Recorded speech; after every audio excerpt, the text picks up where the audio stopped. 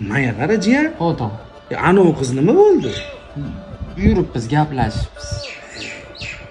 Qara, agar raz uylanadigan bo'lsang, men har deb telefon qilaverib, qayerda yuribsiz, nechida kelasiz, ishingiz nechida tugaydi deb telefon qilaveradi-yu. Ana shunaqa qizga uylanma. Menga qarang, erkak kishiga ham bog'liq. Uylanadigan bo'lsangiz, 6 dan keyin uyda bo'ling.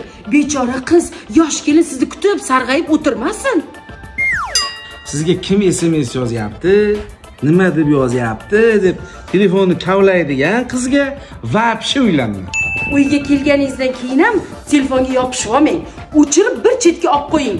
Ayolga mehr, e'tibor bering. Mana bitta narsa bor-da, jiyan. Oyligingiz necha pul o'zi, qancha oylik olasiz, avans qachon tushadi deb savollar beraveradi-yu telefonda. Umuman uylanma unaqa qizga. Yana menga qarang, ayol kishidan pul bekitmang. Topgan pulingizni ayolingizni qo'liga sanab olib kelib bering. Ayollardan pul bekitsa shunaqa og'ir botadi.